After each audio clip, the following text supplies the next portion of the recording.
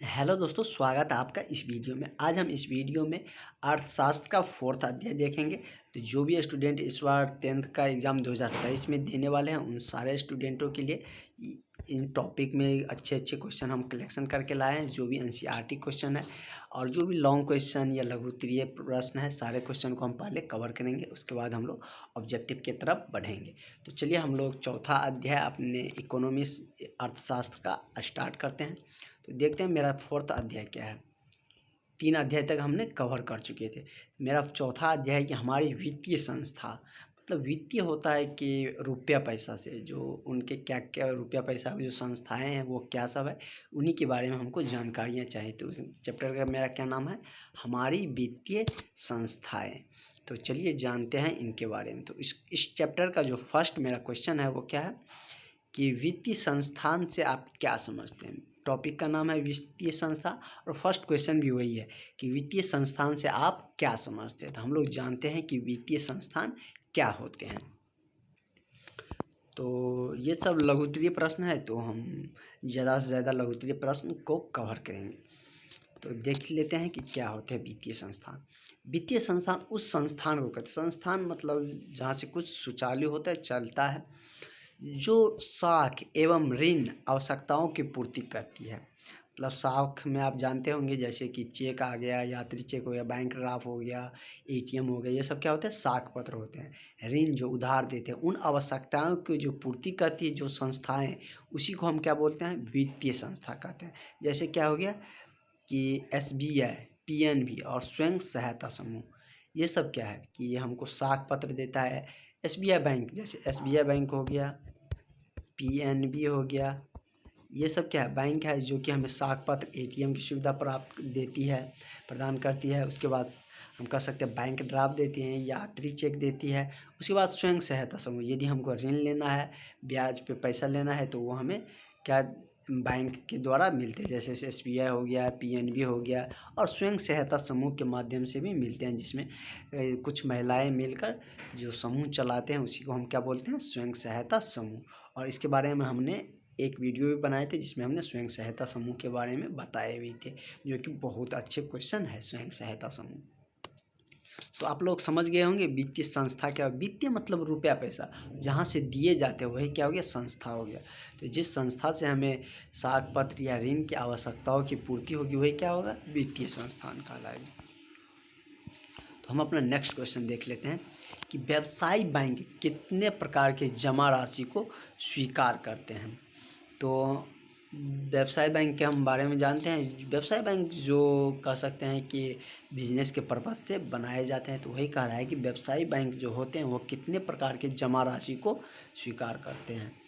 तो आप ये वाला जो है आपको मतलब यहाँ पे थोड़ा सा मिस्टेक हो गया, व्यवसाय बैंक ऐसे लिख लीजिएगा। तो व्यवसाय बैंक कितने प्रकार होते हैं, 4 प्रकार के जमा राशि को स्वीकार करते हैं। तो देख लेते हैं कि हमारा 4 प्रकार के जमा राशि क्या क्या है। अस्थाई मतलब कह सकते हैं जमा कौन कौन से अस्थाई जमा राशि हैं जिनको जो जमा राशि क्या क्या है जिनको व्यवसाय बैंक स्वीकार करते हैं।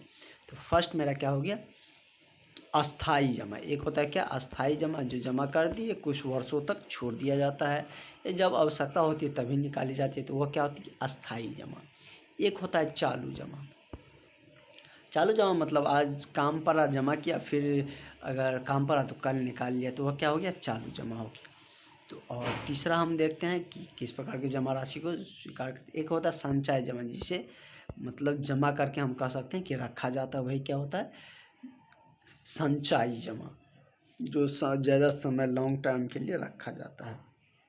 नेक्स्ट है मेरा जो चौथा मेरा जो जमा राशि को स्वीकार करता है व्यवसाय बैंक, वो क्या है, आवृत्ति जमा। आवृत्ति जमा का मतलब क्या है, आवृत्ति आप जानते हैं सर्किल से संबंधित है। जैसे कि यहाँ से स्टार्ट किए तो फिर यहाँ पे पहुँच गए, मतलब क्या, एक किसी अवधि, समय अवधि, यानी कि हो गया कि 1 वर्ष के लिए जमा करता है, फिर अगला वर्ष निकाल लिया जाता है, या 6 महीना के लिए जमा करता है, नेक्स्ट 6 मंथ में निकाल लिया जाता है, तो वह क्या हो गया, आवृत्ति जमा। तो आपने चारों जमा के बारे में अच्छे से समझ गए, हमने अच्छे तरीके से आपको बता दिए कि अस्थाई जमा क्या होता है, चालू जमा क्या होता है, संचयी जमा क्या होती है और आवर्ती जमा क्या होती है। तो यही 4 प्रकार के जो जमा राशि है उसी को व्यवसाय बैंक क्या करते हैं, स्वीकार करते हैं।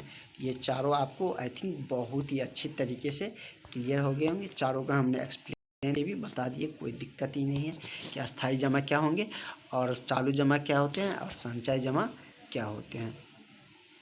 तो सहकारिता मेरा नेक्स्ट क्वेश्चन रहेगा।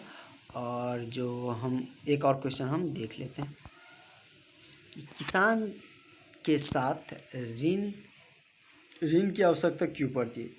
किसानों को क्या होती है, ऋण की आवश्यकताएं क्यों पड़ती है। तो किसानों को जाहिर सी बात है कि उधार लेने की ज़रूरत, मतलब कर्ज लेने की क्यों ज़रूरत पड़ती है, वो तो आप भी जानते होंगे कि जैसे कि बीज खरीदना है, खाद खरीदना है, बहुत सारे कार्य होते हैं। तो इनके लिए क्या करते हैं कि उनको ऋण लेना पड़ता है। तो वही मेरा क्वेश्चन है कि किसानों को ऋण लेने की आवश्यकता क्यों पड़ती है। यहाँ पे साख होगा, हम करेक्शन करके, यदि आपको पीडीएफ चाहिए तो करेक्शन करके हम दे देंगे। किसानों को साख अथवा ऋण की आवश्यकता क्यों पड़ती है, तो जान लेते हैं वही कि किसानों के पास आय की कमी होती है। क्या होता है, आय मतलब रुपया पैसा की कमी होती है। तो आप भी भले बात ही जानते होंगे, क्योंकि मैक्सिमम जो स्टूडेंट होंगे वो किसान के ही बच्चे रहते हैं और अपने आसपास में देखते भी हैं, जिसमें ख़ास तौर पर गरीब होते हैं। क्या होता है, उनके पास आय की कमी होती है और ख़ास तौर पर वे गरीब होते हैं। कृषि में उन्हें पूंजी की आवश्यकता होती है। जैसे कृषि का कार्य करना है, जैसे सिंचाई ही करना है तो उसमें भी पैसा लगेगा, या खेत को जुतवाना है तो उसमें भी क्या करेगा कि पैसा लगेगा। वो जितने भी काम होंगे पैसे से ही होते हैं। तो इन सारे कामों में क्या होती है, पैसे की आवश्यकता पड़ती है। लेकिन किसानों के पास आय की कमी होती है, खासतौर पर वो क्या होता है, गरीब होते हैं।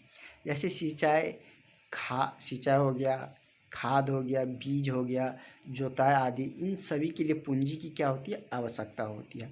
इन्हीं कारणों से क्या होता है, इन्हीं कारणों को, इन्हीं आवश्यकताओं की पूर्ति करने के लिए क्या करते हैं कि किसानों को ऋण की आवश्यकता पड़ती है।